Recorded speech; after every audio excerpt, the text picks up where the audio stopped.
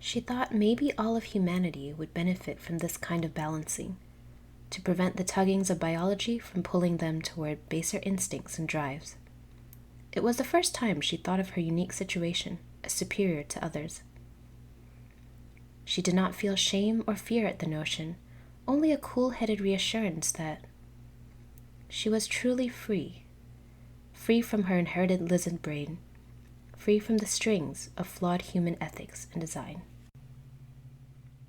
When I first began writing, creating characters was one of the primary things that I stressed over, honestly. Because after all, one of the most important decisions that any writer makes for a story is how to define, present, and develop their characters.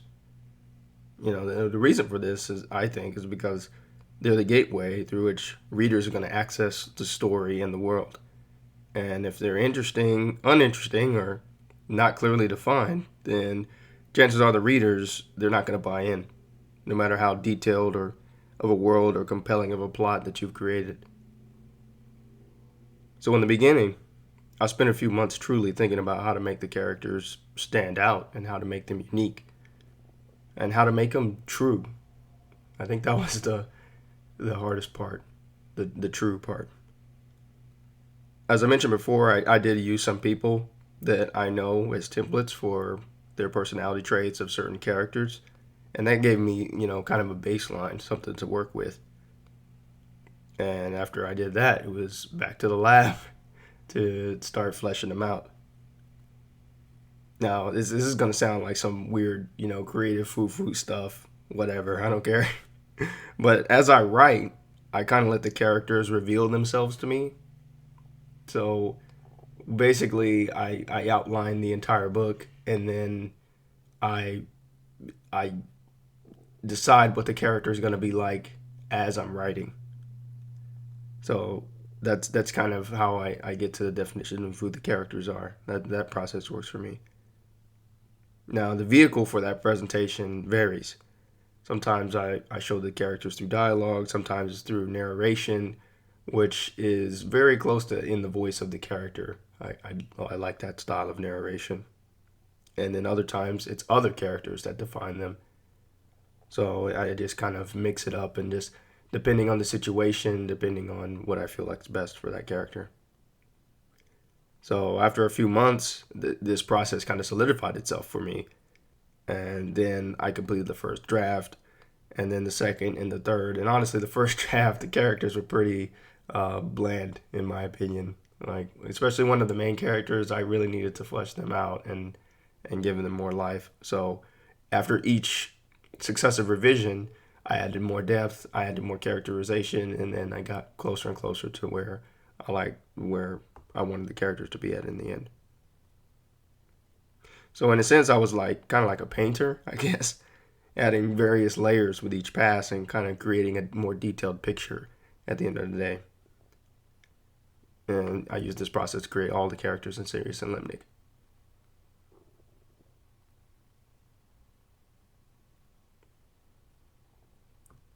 To be honest, when I wrote my initial outline for the novel, I had each of the three characters labeled as character 1, 2, and 3. Like I had a general template for what, like, whether I wanted them to be male or female or kind of, how they would kind of look and talk, but there were no like detailed personality traits. And in the end, I think that was freeing because it let the characters come alive more as I wrote in a more organic way rather than having them clearly defined at the beginning and me having to fit the narrative around them. Initially, I tried the whole Dungeons and Dragons approach to character creation. If you don't know what that is, then it's just kind of like you have a blank slate, and then you pick a name, you pick a race, you pick statistics, what they're like, their personality, whatever. I tried this. I didn't have the whole sheet, but um, I tried something like this. I laid out the character traits, a skeleton of a backstory, likes and dislikes, etc. beforehand.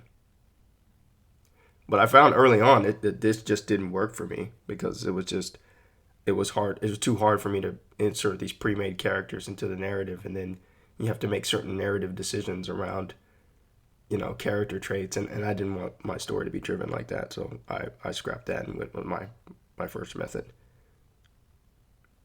I think every author and writer is different, but I feel like most begin with a single idea and then develop everything else in the novel around it. They don't kind of have everything planned out from the beginning before when they start to write the story down.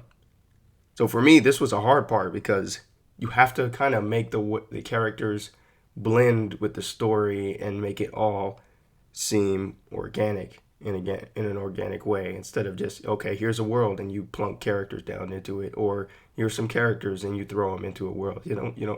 You can, I feel like people can tell when that happens. And I didn't want it to be like that with Sirius and Limnic. And I'm happy to say I feel like I pulled it off.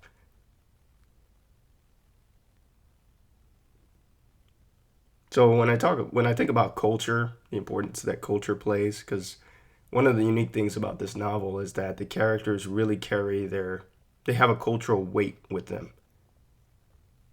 And I guess I explain what that means. Like they they're not just a name and then an ethnicity, and then they're not just plot pushers.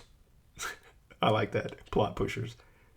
They're not just pushing the plot forward. They're actually, I tried to make them as unique and as realistic as possible.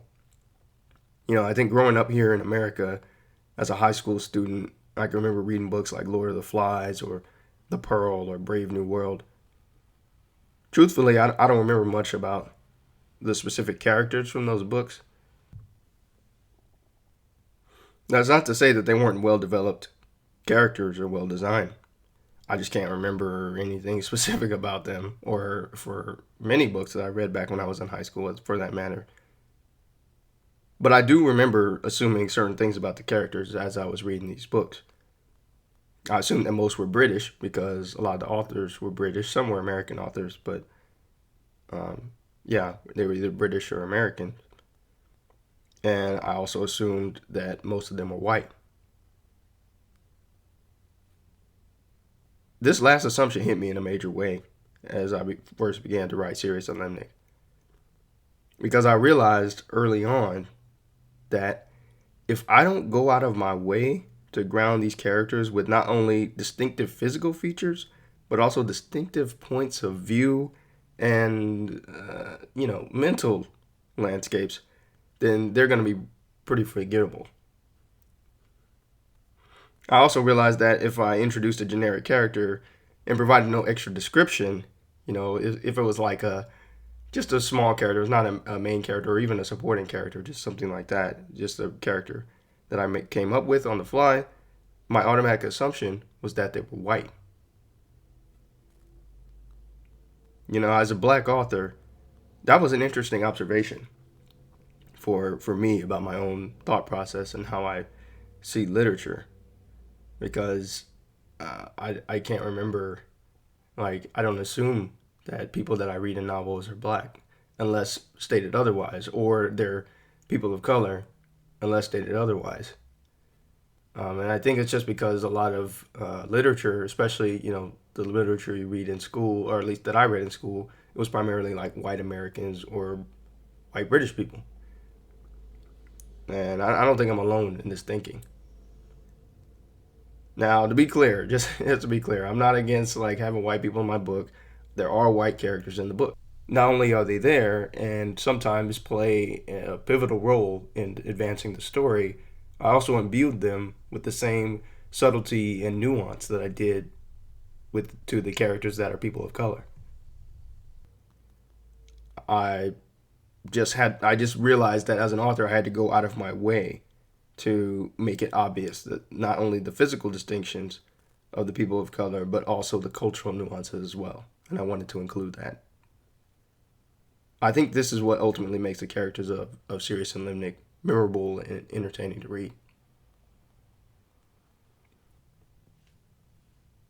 One of the things that readers are going to notice pretty early in this novel is that the characters are pretty diverse. There's a lot of characters from different ethnicities and different ways of life, even from different countries in some cases. And I included that because I feel like, just like I was just talking about, with the assumptions that I made from a lot of the books that I read when I was younger, I feel like a blending of various cultures is one of the things in fiction that I honestly don't see enough. Like, including distinctive cultures within one novel. What I feel like happens most of the time is that most authors, if they have a certain cultural background, they naturally infuse their characters with that cultural background and beliefs into their story. For example, I think of the novel that I recently read a few months ago. It's called La Reina Roja. It's by Spanish author Juan Gomez Jurado, and I actually read it completely in Spanish, by the way, which I'm very proud of that. Um, yeah, so this is kind of an adventure, kind of thriller novel, and it's set in Madrid. And one of the main characters is actually from Bilbao in Spain, in northern Spain. So the author goes out of his way to describe his unique perspective from from the majority of the characters in the book, who are mostly from Madrid. It's like the equivalent of a character being from Kansas or something, and a lot of the main characters are from DC, from Washington D.C. For an American reference point. Like it's very culturally distinct. The book. Additionally, the book contains a lot of slang and expressions that would probably be familiar to anyone who was raised or has spent a significant amount of time living in Spain or Madrid. So I thought of this book as an example, one, because it was a recent book and I could remember it right. I could remember a lot of the details, but also because it shows how a lot of authors, they don't have to go out of their way to describe certain cultural traits for their audience. And it's because most of their audience is going to be more or less familiar with the way most of the characters in their book think or act. Because they, just like this La Reina Roja, the characters are Spanish, so it caters to Spanish, you know, people from Spain, the way they think and act. So they don't have to really explain a lot in the book. But of course, things get a little more tricky over here in the U.S. because things are, you know, the diversity is just so great. I think of where I live at now in California. It's not uncommon for me to see white, black, Asian, Mexican, Indian, people of this descent, of these different descents. Anytime I leave the house, I just go to the store 5 minutes from my house and boom, there it is. People, I hear different languages when I'm out. It's pretty common. So the distinctions, of course, manifest in different ways. Sometimes, like I mentioned, it could be language, it could be food, it could be just small cultural norms or other things. But these cultural traditions run deep. They do, and they go a long way in defining who, distinguishing different people in the American population. I wanted to reflect this with the cast of Serious Solemnic. Not only because it makes the characters more interesting, but also because it reflects the reality of the diversity that I see and a lot of people experience every day in America. It's the norm, but I feel like we don't see it enough, like in literature. So I wanted to bring that to the table with this novel.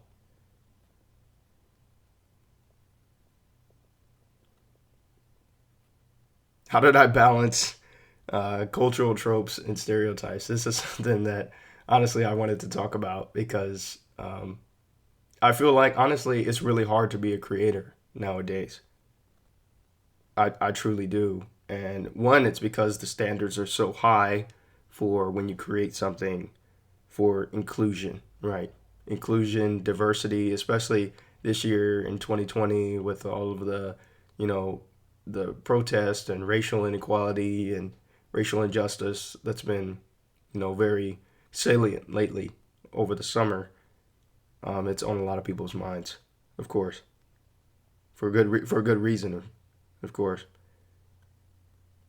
That's why I think it's so hard nowadays, because a lot of people have the thought process here in the U.S. and of course around the world that if a movie or show or some other form of entertainment doesn't consider or cater to everyone's feelings or backgrounds and opinions, then it's somehow failing to live up to standards of inclusion that are deemed as the norm in 2020. This way of thinking crossed my mind several times when I was designing the characters and writing Serious and Limit for the novel. And I'll be honest, it almost paralyzed me from making the three primary characters and the supporting cast as diverse as I did. I would constantly ask myself, should I, as a black male, even dare to write from the perspective of a teenage Asian girl or a white man or any other type of person for that matter? There's a growing voice of people out there who would say no. That because my only personal experience is obviously that of a black man from Texas, that I should only write from that perspective and nothing else.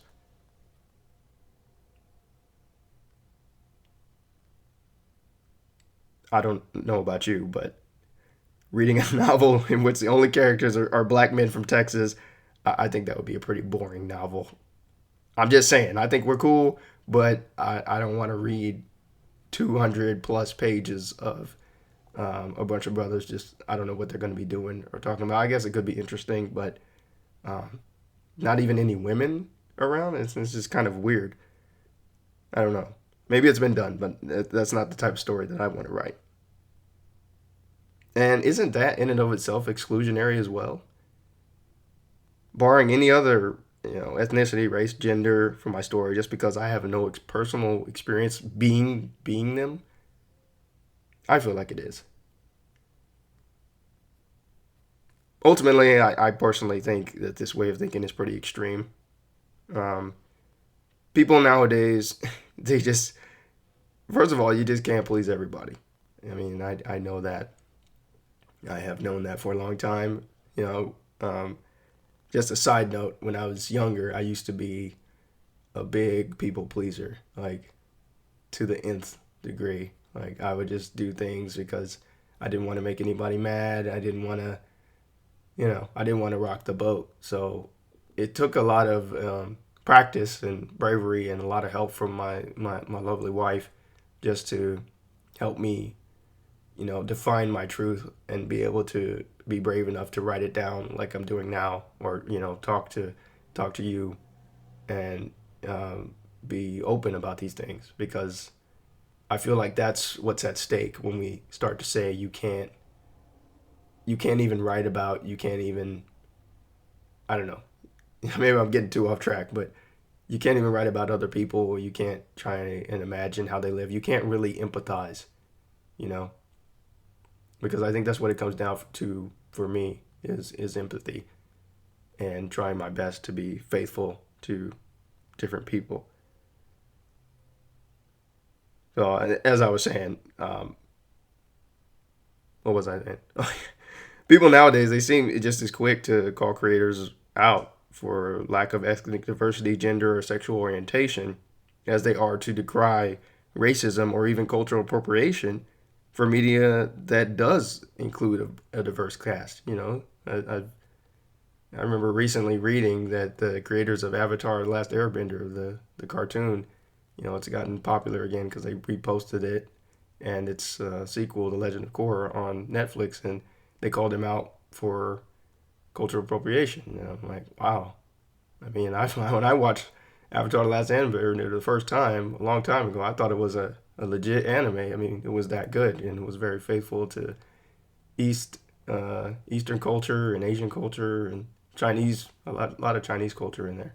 But anyway, that's just I'm getting off track with this because, as you can tell, I thought about this a lot during my writing my own book, and I feel like it's really hard to get right. It's it's something that's caused probably, this fear of being criticized, or even canceled. Like the cancel culture of nowadays is real for getting this wrong has probably caused a lot of people out there to just shut up and be silent and not put their stuff out there. Because who wants to have the entire internet on their back and, have their, potentially career or life destroyed because they angered a subset of people? I don't think anybody wants that, honestly. I don't. And I honestly, as the book gets out there and as this podcast gets out there, I have that fear too, if I'm honest. But at the end of the day, like I said, I feel like it comes down to empathy. And I know that every piece of art isn't for everybody, and the same is true for this novel. However, ultimately, I will say that I chose to be as brave as possible and include a diverse cast to tell my story, because that's what I felt like the story called for, and I that's what I felt like it needed, and that's what's in there. Now, to be real, I didn't take this task lightly. I did my research, I did my homework, and as I said before, many of the characters are based on my direct experience that I have from people from that background or place. So this isn't like just me putting a bunch of cultural tropes in a book and saying go for the numbers, diversity numbers or whatever. So I think the characters turned out pretty good, but ultimately that's going to be for the readers to decide. For me, creating a diverse cast of characters can be like walking a tightrope. If you make the characters too stereotypical, then they come off as just a caricature of the culture. But if you stray too far from what people from a certain culture actually think or actually like, then the characters become less relatable and they become unrecognizable to the readers. So ultimately, I think, I and many other creators have to look for the middle ground. You have to include culturally recognizable characters and hope they stand out because of the choices that they make and how they relate to other characters, not for the color of their skin, how they talk, or where they're from. This is something that I, of course, hope for outside of the fictional world of the book as well. Maybe one day we'll get there as a species and as a people. But as most people know, I think we have a long way to go before that day actually comes. Subscribe or follow the Sirius and Limnic podcast on Google Podcasts, Apple Podcasts, Spotify, and Stitcher. For more information about Sirius and Limnic, visit keithhayden.net and subscribe, or follow @KH_author on Twitter.